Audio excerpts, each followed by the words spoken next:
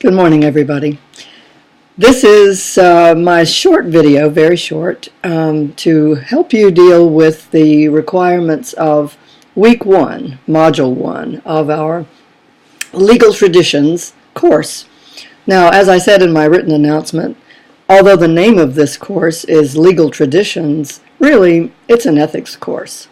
And some of you may be thinking, I don't need this, I don't need to learn about ethics. I don't want to. It's too theoretical. I want the practical stuff. Well, we're going to make this as practical as we possibly can because I think that serves you better. And everything we do during the 8 weeks that we'll be together will bring even our theoretical discussions back to this very practical question of how to behave in certain circumstances. Because as criminal justice professionals, especially those of you who go into law enforcement, you're going to find yourself in situations in which you've got to make a decision right then. I can't snap my fingers anymore, but you know what I'm trying to do. You're going to have to make a decision on the spot, in the moment, without standing there trying to think, well, what's the right thing to do here? What's the wrong thing to do? What did my ethical guidelines tell me? We're going to try to internalize those ethical guidelines in you as much as possible during this 8 weeks. That's a crazy thing to try to do. I know that. But it'll give you a foundation, and that's what this course is about.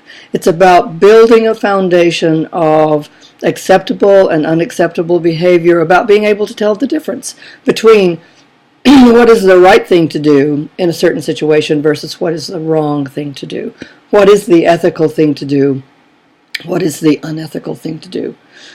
Does this get back to a question of morality? It does.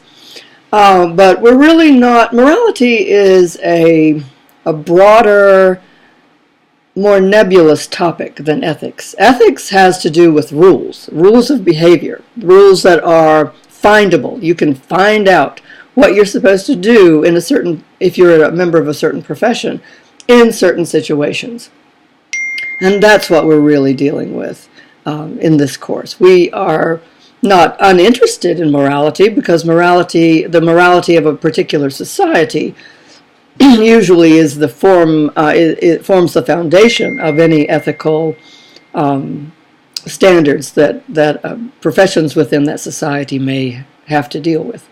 And that's no different for criminal justice professionals than it is for, say, doctors or lawyers or accountants, anybody whose profession is guided by certain rules of ethics.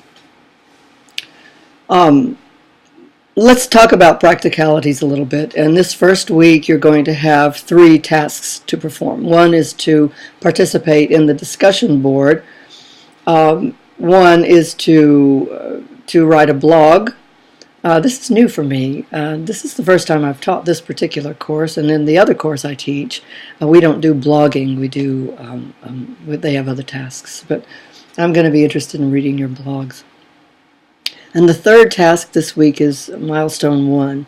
This milestone is rather brief. I mean, you don't have to do very much in it, except that it's very important because in order to complete Milestone 1, what you have to do is look at the final project. Do this. This is exacting. Look at the final project grading rubric and choose one of the ethical dilemmas that are offered to you in that rubric. Just pick one that you are most interested in concentrating on for the rest of the papers that you're going to write in this course. You're going to have milestones 1, 2, and 3, and then you're going to have the final project itself, which will combine those milestones, but will also add other topics that are only on the final project itself.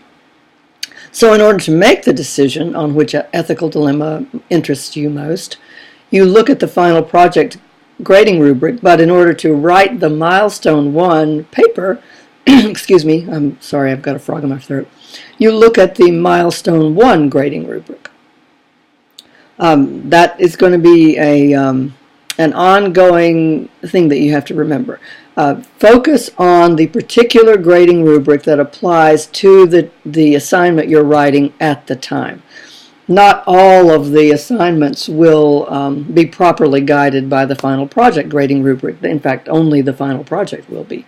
Each of the other assignments has its own grading rubric. And if you are getting tired of hearing me say grading rubric, I apologize, but let me tell you what's the most practical way to succeed in this course or any course at SNU. And here it is. Listen up. Work backwards from the grading rubrics. If you don't write something to respond to every category in the grading rubric, you're going to get a 0 for those categories you omit. I have to grade you on every single grading category, and if you miss one, excuse me, that's a 0. It's going to dramatically reduce your final grade. So please just work backwards from it. I realize this has kind of overtones of the standards of learning that you see in elementary and high schools, and it's not really that, but it's similar. I don't want to be accused of teaching to the test. That's not really what I'm trying to do here, and not what you're trying to do. We're trying to really learn something substantial about the ethical standards that apply to criminal justice professionals in the United States. Okay, I'm going to stop. This is already 6.5 minutes long, which is longer than it should have been because I haven't said that much. But do well. I'm so sorry. I'm so sorry. I knew that would happen. Do very well this week. I look forward to getting to know you through your work. Ask me any questions you have. The best way to do that is via email. Talk to you later. Bye.